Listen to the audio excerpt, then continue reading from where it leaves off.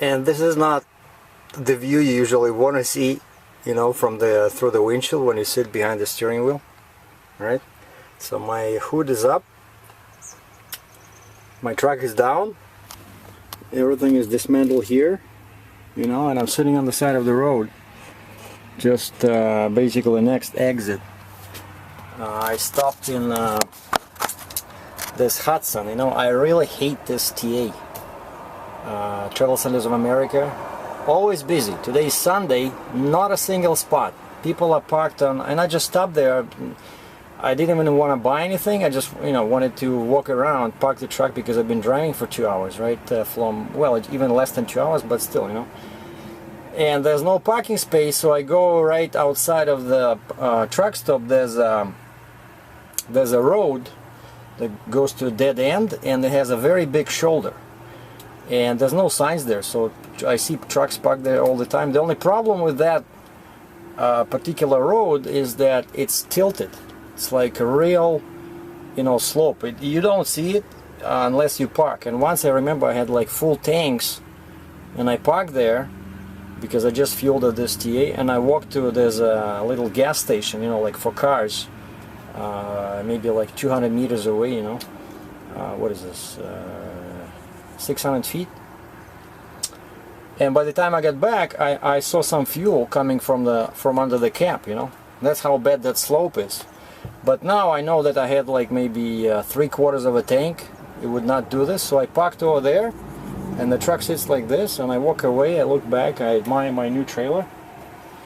See over there, and in the mirror, everything looks cool. And then I come back. I was going like 7.5 minutes, right? I come back, I crank the engine, the starter spins like crazy because I cleaned contacts this morning, right? The guy was checking that grounding thing, grounding cable between the starter, and he checked it with his voltmeter. He says no, it's fine, so he just cleaned it up a little bit. And the starter, you know, goes like crazy, but the engine doesn't want to start. Like, what the heck? So I pumped the accelerator a few times, and it's a and it starts like with real difficulty. And I look at my oil pressure, and it's like rising very, very slowly, you know. And if I knew what would have what I know now, I should have stayed there and just let the engine, you know, idle for a while. But it started, right, and then it was okay. I pushed the accelerator a little bit. The RPM went up, the pressure went up, so I started driving. There's an intersection there. I crossed on the green light towards the ramp for 94 West, towards St. Paul. And when I left that intersection, I already started feeling some, you know, some jerkings in the engine. It's as if it's like a real, you know, like winter, and you have bad fuel, like you have your fuel gelled up, that kind of, you know, like the engine loses power. I look at my turbo boost, and it's like doesn't want to go above like 5 psi, you know. And I should have stopped right there, but there's no place. Like the shoulder is real small. There's cars behind me, so I turn right on the ramp, and the ramp goes down, and the truck started accelerating towards 94. And I thought, okay, so now things are looking up. But then I changed gears, and the truck doesn't want to go. Doesn't want to go from 8 low into 8 high.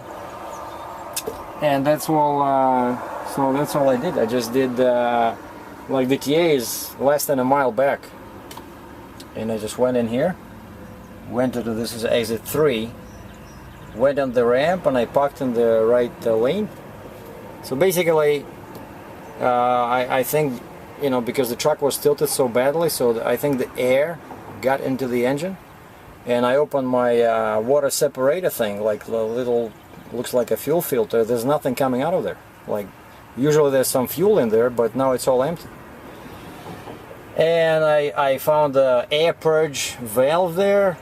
I found another fuel pressure regulator valve. You know, that's my Caterpillar book says when you run the engine dry of fuel. Let's say when you drive and, you know, you lose all fuel. So I thought those were my symptoms. So I was supposed to open that little nut to let the air out, and then basically crank the engine for like 30 seconds. and then you tighten it again and you just try to start it. And they say don't run the starter for more than 30 seconds and then let the starter cool for 2 minutes.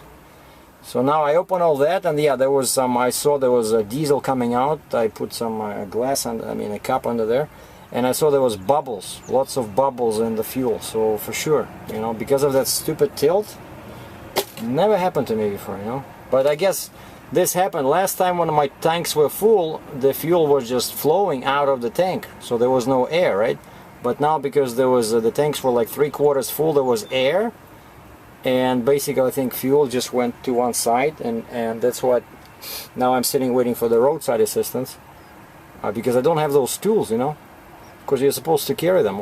Basically all I need, I saw the guys do this before, like you unscrew the fuel filter, like the secondary one, the primary one, and you put diesel in there. And I know there's a gas station just, you know, like 1 kilometer over there I can walk, but I don't have the tools to unscrew that thing. And the starter works fine, you know.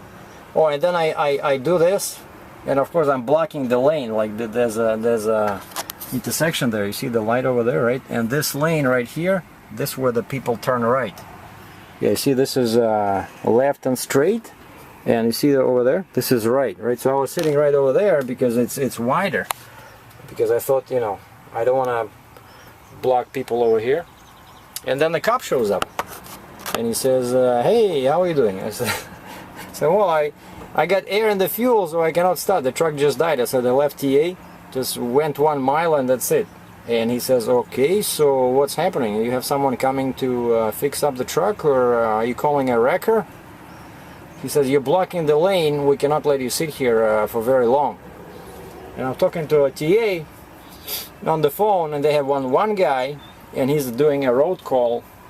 And basically someone had a flat tire, and it was a pretty bad, like the tire wrapped around probably the wheel or the spring, so that guy had a real hard time, you know, fixing that. But now I'm still waiting. So but then the cop, you know how they like sitting on the side of the road waiting for wreckers.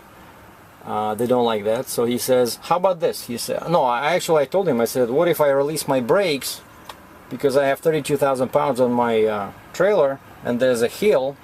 What if I just, you know, roll down closer to the over there, so that at least, see, the lane now is open, because it just starts over there, right? And we put some pylons behind, and now at least the turn line, this lane is open, so people can see me. Right, we have those pylons in there, and so he let me let me stay here. Otherwise, he was ready to call a wrecker, you know. And that's like, I don't know, $500, $600, $700, you know. And where would he take me? Back to TA with no parking? He would probably park me on the same stupid hill. But you know, this is real drama. You know, like in cinema, they say all good movies are, it's all drama. Like you cannot see, you cannot watch a movie unless it has some problems in it. You know, problems. Like if everyone is happy and walks around singing songs and birds are singing, you would just, you know, people would fall asleep, right? So you guys should appreciate this, right? So I'm giving you a real. This is like TV series, you know. Maybe I should just come up with one name, you know, like I had this name, 18 Wheels, and they just put the date, kind of like a vlog, you know, because something is always happening. Oh, and then of course I'm doing this starting thing, and guess what? Again, that starting thing. I mean, I turn the key, and this the light goes out. Well, it's supposed to go out, but I mean, it just, everything dies. Jesus, so that's why I took that, you see that cover over there? So I'm just ripped it off, and those are like only 2 plastic bolts in here, but it was covering this ignition switch. And now I see what guys mean, you know, when they say it's like real easy to fix, because that ignition switch is like this big, looks like a small door lock, you know, like really, like on a door in some cheap bathroom, public bathroom, you know, there's a there's a lock where you put the key. That's what it looks like. And there's 4 cables connected to it. And I twiggled those cables and it started. Then it died again. I started walking around the truck with a hammer, hitting all solenoids I could find. It was dead for 10 minutes, then it started again. So I'm definitely replacing the ignition switch. What a day. Jesus. And I just did DOT inspection, right? I only left that deforest that you saw in the previous clip. I just left it at like 12 o'clock. And I wanted to reach Fargo, but I'm still sitting like 10 miles east of St. Paul. So from here, if I could reach at least Sauk Center, see over there, I'm just east of St. Paul, Minnesota. Like the border is 3 miles away, and from here it's 213 kilometers, because that's at least you know, another decent place where to park. So, and I need to put some miles behind me, because from Fargo it's 1100 miles towards Alberta, where I'm going, right? And from here to Fargo it's 4 hours, and it's already 8:30 local time or 9:30 Eastern. And I still don't see that guy. He's probably fighting that screwed up tire somewhere. But let's see, what time did they call him? So last time I called this guy was 7:54. And time now is 8:30. So 35 minutes ago. Wait, well, we'll give them a little bit more time. Meanwhile, I'll keep cranking the engine, because that's what my Caterpillar book said. After you purge that air, you have to tighten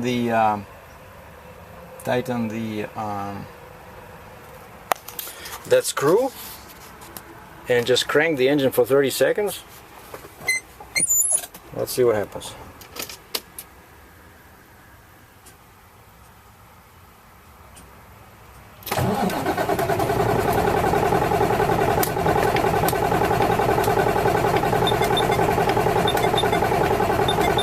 Pushing the accelerator a couple of times.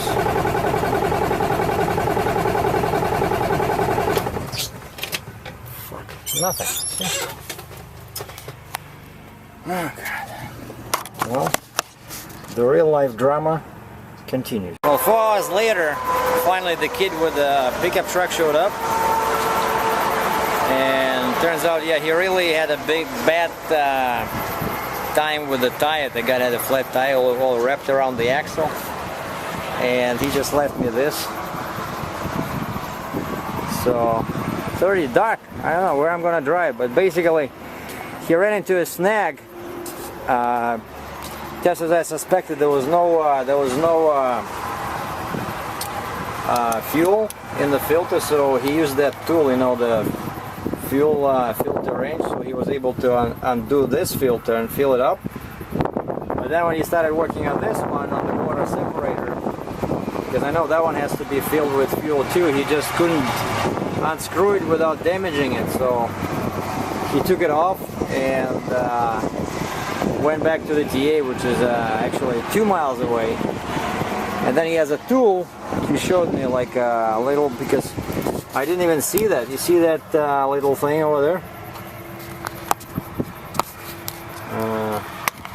Yeah, so it turns out that's a valve for priming. And it was covered like this.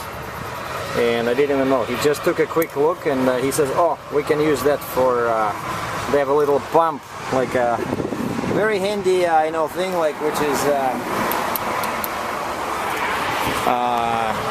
looks like a bucket with a pump and a hose. And so once he puts in fuel in both filters, he's gonna use that thing and just suck air out of the system, and I hope that the truck will start. And at least, you know, I want to reach something, like, I don't know, I need to pass St. Paul, because today's Sunday. If I wait till tomorrow, you know, there's gonna be killer traffic over there. I want to go to Sauk Center. I don't know. And because I started late today, I can drive till 2 in the morning, so it's not a problem. breakdown. By the way, I wanted to show you guys the lights on my new trailer. This one has more lights than my Wilson. Check this out. They're all LED, right? They're small, but like they're really bright. This is the front, and then it has one in here.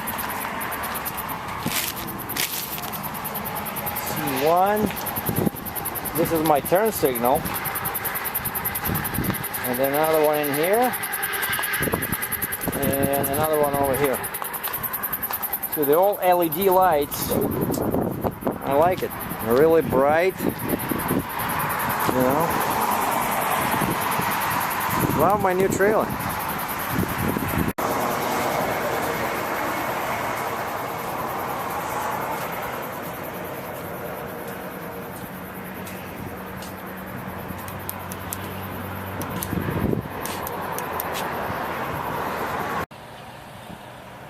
I'm sitting at the Walmart in Sauk Center, Minnesota.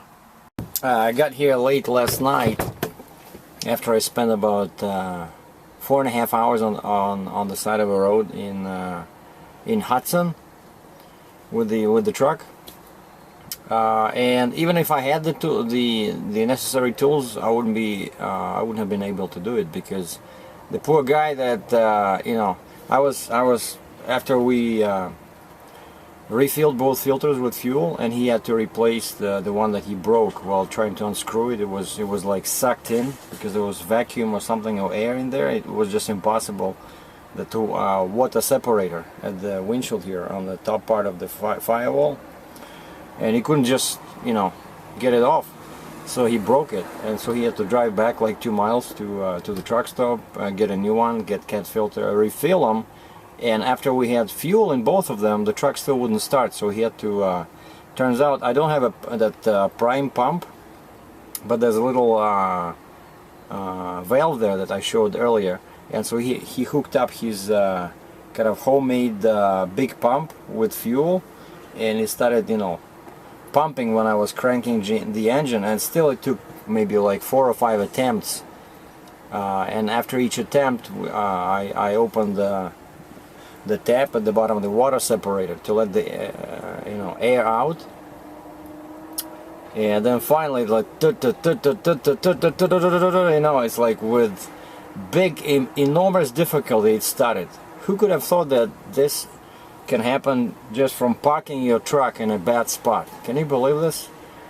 They didn't. It was, of course, you know, the charge was higher than I expected. I thought it would be somewhere around like 100 bucks, because they said the labor rate was 90 something bucks, and I spent more time waiting for the guy, right? And the cop almost had me towed away, but so I guess all is well that ends well.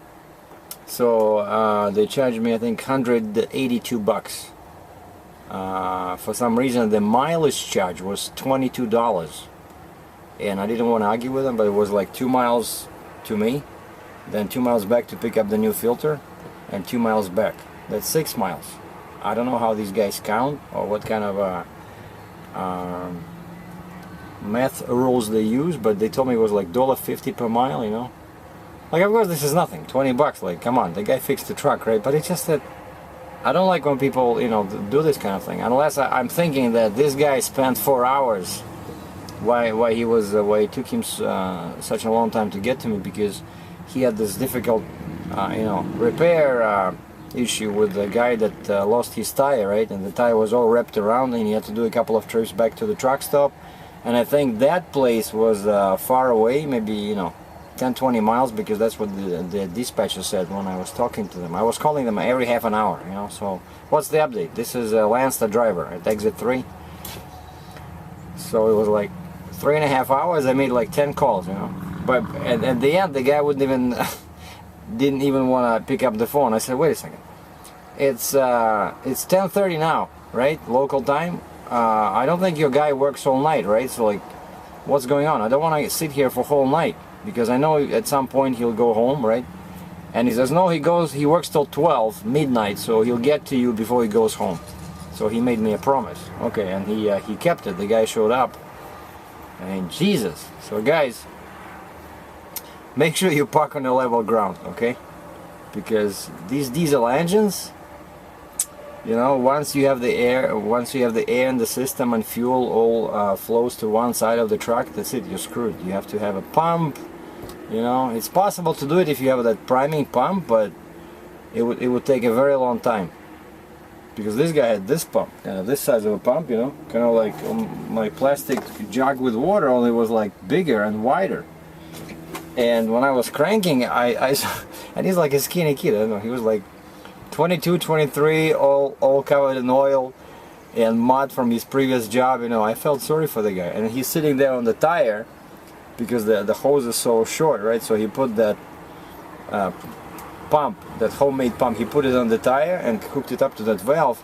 And I'm cranking, right? All I do is just hold the key, right? There's no actual physical effort. But that guy is like, and he's like, you know, wiping his sweat off, like, it was real difficult. That's what I'm trying to convey here, right? So, and it took 2 people and 4 hours just because I went to get a cup of coffee and parked the truck on a hill. It didn't look as bad, you know, when you park there, but when you go a little bit off, you know, and you look back in the truck and you see like the roof is like this, you know. All right, thanks for watching. So now I'm heading towards Fargo, North Dakota.